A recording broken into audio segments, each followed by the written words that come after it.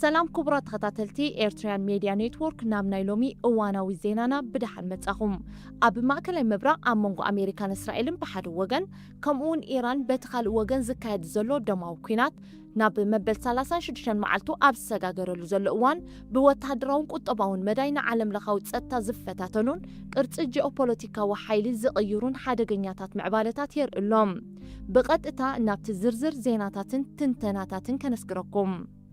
أب تاريخ وتهدراو قجت ماكلاي مبرا حدا خافتهم آزيوم زعبا كوينم زلو فتسامتات مودا كلتا زمناوين نفرتوكينات أمريكا أو وشت كل أير إيرانيو بمسارت لهم زوجة حدش وقع وحبريتا حانتي إف 15 زعينتا نفارت كينات أبدوباو إيران كتود انكلا كاليت دما أي 10 وارت هوغز تبهلت مدقعت اتكايد نفارتيات هاريمام بمسرت تصاب غازيطኛ توم كوتريل نتا اف 15 نفار زنقسا اسو خاب زنبرو كلتا ابالات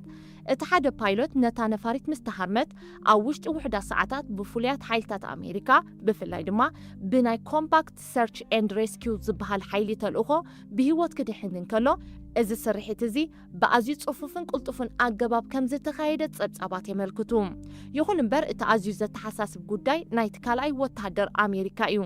ብዛዕባ ሃለዋት ናይዚ ካልኣይ ወተሃደር ካብ ጣህራን ይኹን ካብ ዋሽንግተን ክሳብ ሕጂ ዝኾነ ዝወፀ ሓበሬታ የለን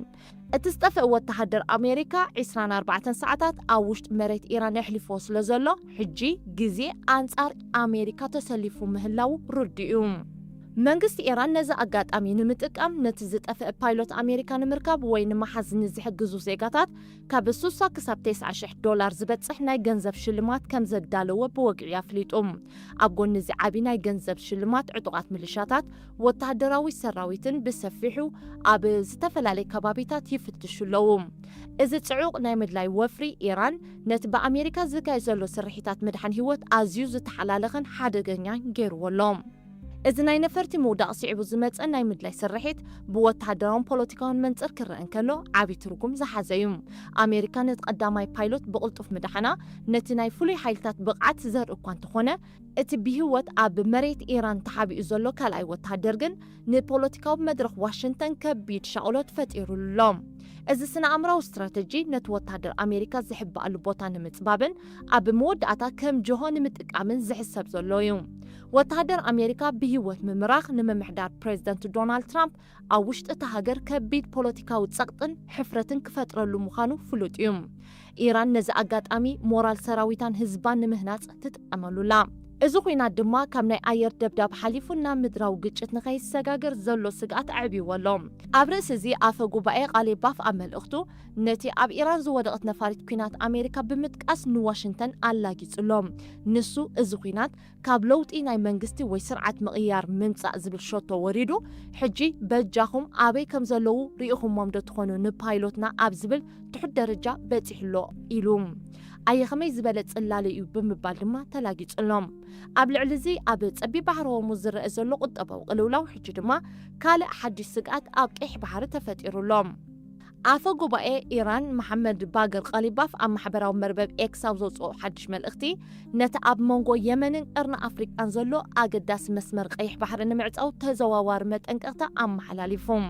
እዚ መስመር እዚ ብፍላይ ነቲ ነዊሕን እስትራቴጂካውን ገማግማያት ኤርትራ ዘዋስን ንዓለም ለኻዊ ንግዲ ኣዝዩ ወሳኒ ዝኾነ ባቢኤል መንደብ ዘጠቓልል እዩ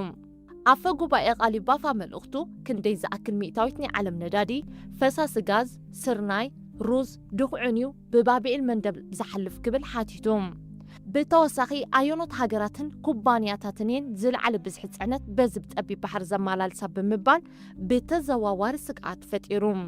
እዚ መግለፂ ዝወፅእ ዘሎ ብኢራን ዝድገፉ ዕጡቃት ሑቲ ናይ የመን ምስ ኢራናውያን ዘለዎም ደገፍ ንምርኣይ ኣብ ቀይሕ ባሕሪ ኣብ ልዕሊ መራኽብ ጽዑቕ መጥቃዕቲ እናካየዱ ኣብ ዘለውሉ እዋን ኮይኑ ብመሰረት ጸብጻብ ትካል ሓበሬታት ጸዓት ኣሜሪካ እዚ ስጉምቲ ነቲ በቲ ባሕሪ ዝሓልፍ ዝነበረ መጠን ነዳዲ ብዓብኡ ከም ዘውድቆ የረድእ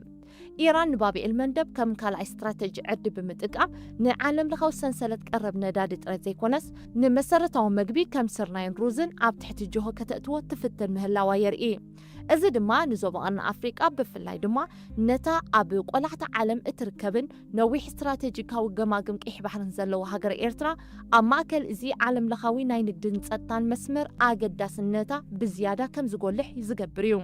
ኣብ ውሽጢ መሬት ኢራን ዝካየድ ዘሎ ደብዳብ ነፈርትን ሚሳይላትን ካብ ወተሃደራዊ ዕላማታት ሓሊፉ ናብ ህዝባውን ስትራቴጂካውን ማእከል ልምዓት ኢራን ብሰፊሑ የድህባሎም። ፕሬዚደንት ኣሜሪካ ዶናልድ ትራምፕ ኣብ ማሕበራዊ መርበብ ዘውፅኦ መግለጺ ኣብ ልዕሊ ሲቪላዊ ትካላትን መመንጨዊ ጻዕቲ ኤሌክትሪክን ተወሳኺ መጥቃዕትታት ክካየድ ምዃኑ ብግህዶ ኣጠንቂቑሎም። ነዚ ስዒቡ ፕሬዚደንት ኢራን ማሱድ ፐዘሽኪያን እዚ መግለጺ ናይ ትራምፕ ኣሜሪካ ሰፊሕ ገበን ኩናት ንምፍጻም ዘለዋ ድሌት ብወግዒ ዘረጋገጸትሉ ክብል ብትሪ ኮኒንዎሎ። ኣብ ባይታ ዘሎ ክውንነት ከም ዘርእዮ ቀዳማይ ሚኒስተር እስራኤል ቤንጃሚን ነታንያሁ እቲ መጥቃዕትታት ብውሕዱ 70% ናይ ኢራን ሓፂን ዝስራሐሉ ዓቕማ ከም ዘዕነዎ ኣፍሊጡ። ብተወሳኺ ኣብ ከተማ ካራጅ ዝርከብን ዝነውሐ ድልድል ኢራን ዝኾነን ድልድል B1 ብ12 ዓበይቲ ቦምባታት ኣሜሪካ ተሃሪሙ ሙሉእ ብሙሉእ ዓኒሎም። እዚ ጥራይ ዘይኮነ 100 ዓመት ዘቁፀረን ኣብ መጽናዕቲ ሕማማት ዝነጥፍን ዓቢ ሕክምናዊ ትካል ብደብዳብ ዓኒሎም። ሎሚ ኣብ ዝወጽእ ሓበሬታ ኣብ ሓደ ዞባ ፔትሮኬሚካል ብዝተፈጸመ መጥቃዕቲ 5 ሰባት ክቆስሉ ከለዉ ኣብ ጥቓ ሓደ መመንጨዊ ኒኩለሳዊ ትካል ብዝተፈጸመ ደብዳብ ድማ ሓደ ሰብ ህይወቱ ሲኢኑ። ካብቲ እዚ ኩናት ዝጀመረሉ ግዜ ኣትሒዙ ክሳብ ሎሚ ብውሕዱ 276 ኢራናውያን ክሞቱ ከለዉ ልዕሊ 26500 ድማ ብከቢድን ፈኩይስን መውጋእቲ ኣብ ሆስፒታላት ይሰቃዩለዉ። ዕላማ ኣሜሪካን እስራኤልን ኣብ ኩናት ናብ ስትራቴጂ ዝለዓለ ጸቕጢ ብተግባር ተሰጋጊሩ ምህላዊ ዘመልክት ን70% ኢንዱስትሪ ሓፂን ኢራን ስትራቴጂካዊ ድልድላትን ሕክምናዊ ትካላትን ምዕናው ቁጠባ ኢራን ንምድኻምን ኣብ ናብራ ህዝቢ ጸቕጥን ምፍጣርን ዝዓለመ እዩ። እዚ ድማ ነቲ መንግስቲ ካብ ህዝቡ ደገፍ ንኽስእን ውሽጣዊ ዕግርግር ክለዓልን ተባሂሉ ዝሕሰብ ዘሎ ወተሃደራዊ ስልቲ እዩ። ይኹን እምበር ታሪኻዊ ተመክሮታት ከም ዝምህረና ምዕናው ማእከላት ልምዓት መብዛሕትኡ ግዜ ህዝቢ ምስ መንግስቱ ንኽውግንን ሃገራዊ ስምዒት ንኽዓብይን ዝደፍእ። እቲ ብፕሬዚደንት ፐዘሽኪያን ዝቐረበ ክሲ ድማ ኢራን ነዚ ጉዳይ ኣብ ኣህጉራዊ መድረኽ ከም ዲፕሎማስያዊ ኣጽዋር ክትጥቀመሉ ትሰርሕ ምህላዋ እዩ ዘርኢ። እዚ ስጉምቲ ነቲ ኩናት ዝያዳ ህዝባዊ መልክዕ ከም ዝሕዝ ይገብረሎም። ኣብ መዳይ ዓለም ለኻዊ ቁጠባ እቲ ኩናት ካብ ዶባት ኢራን ሓሊፉ ኣብ ነፍሲ ወከፍ ዜጋ ዓለም ጽልኡ ይሕድራሎም። ኢራን ነቲ ኣዝዩ ስትራቴጂካዊ ዝኾነ ጸቢብ ባሕሪ ሆርሙዝ ብተግባር ዓጽያቶ ትርከብ። ብመሰረት ጸብጻባት ትካላት ስለይ ኣሜሪካ ኢራን ነዚ መስመር ኣብ ቀረባ እዋን ክትከፍቶ ትኽእል እያ ዝብል እምነት ዳርጋ የለን። ምኽንያቱ እዚ ጸቢብ ባሕሪ ነቲ ዝዓበየ ኣብ ልዕሊ ኣሜሪካ ዘለዋ መሳርሒ ጸቕጢ ስለ ዝኾነ። ይኹን እምበር ሎሚ 4 ሚያዝያ ከም ዝተሓበረ ሓንቲ ናይ ቱርኪ መርከብን ናይ ፊሊፒንስ መራኽብን ምስ መንግስቲ ኢራን ብምዝርራብ ብሰላም ክሓልፋ ክኢለን ኣለዋ። እቲ ዝገርም ድማ ገለ ካብዘን መራኽብ ንኽሓልፋ ክፍሊት ብባጤራ ናይ ቻይና ዩዋን ወይ ብናይ ክሪፕቶ ካረንሲ ክኸፍላ ከም ዝተገደዳ ጸብጻባት የረድኡ። ጎኒ ጎኒ እዚ ዲፕሎማስያዊ ፍታሕ ንምርካብ ቤት ምኽሪ ጸጥታ ውድብ ሕቡራት ሃገራት ጸቢብ ባሕሪ ሆርሙዝ ብወተሃደራዊ ሓይሊ ንምኽፋት ዘፍቅድ ንድፈ ውሳነ ቀሪቡ እኳ እንተነበረ ቻይና፣ ሩስያን ፈረንሳን ነዚ እማመ ብትሪ ነጺገኑ ኣለዋ። እዚ ንገለ ሃገራት ጥራይ ብምዝርራብ ከም ዝሓልፋ ምግባር ኢራን ንዓለም ለኻዊ ማሕበረሰብ ንምምቕቓልን ንኣሜሪካ ንምግላልን ትጥቀመሉ ዘላ ስትራቴጂ እዩ። ብፍላይ ክፍሊት ብዩዋን ናይ ቻይና ክግበር ምግዳዳ ነቲ ብኣሜሪካ ዝምራሕ ናይ ዶላር ልዕልና ንምብዳህ ዝግበር ሓደገኛ ቁጠባዊ ስጉምቲ እዩ። ኣብ ቤት ምኽሪ ጸጥታ ዝተረኣየ ምፍልላይ ብፍላይ ፈረንሳ ምስ ቻይናን ሩስያን ብምውጋን ወተሃደራዊ ስጉምቲ ምንጻጋ ኤውሮጳ ኣብዚ ኩናት ምስ ኣሜሪካ ሙሉእ ብሙሉእ ከም ዘይሰመረት ዘረጋግጽ ግሁድ መርትዖ እዩ። እዚ ድማ እንኮ ቀጽራዊ ዓለም የበቅዕ ከም ዘሎ ዘመልክት እዩ። እዚ ኩሉ ዘርእዮ ሓደ ደምዳም ሓቂ እንተሎ እቲ ኩናት ብወግዒና ሙሉእ ዞባዊ ኩናት ተሰጋጊሩ ምህላዊ እዩ። ኢራን ነተን ኣሜሪካ ወተሃደራዊ ማዕስከራት ዝሃነጸትለን ሃገራት ወሽመጥ ዕላማ ብምግባር ኣሜሪካ ኣብቲ ዞባ ዘለዋ ህላወ ንመሻርክታ ውሕስነት ከም ዘይህብ ከተርኢ ትጽዕራላ። እቲ ኣብ ዱባይ ዝርከብ ናይ ቴክኖሎጂ ማእከልን መጻረይ ማይን ምጥቅዑ ኢራን ንወተሃደራዊ ዕላማታት ጥራይ ዘይኮነስ ነቲ ዞባውን ቁጠባውን ቴክኖሎጂካዊ ማእከላት ብምዕናው ንዓለም ለኻዊ ስግኣት ንምፍጣር ዝዓለመ ስትራቴጂ ምዃኑ የረድእ። እዚ ኩናት ንማእከላይ ምብራቕ ካብ ቁጽጽር ወጻኢ ዝኾነ ደማዊ ኩናት የእትወሎም።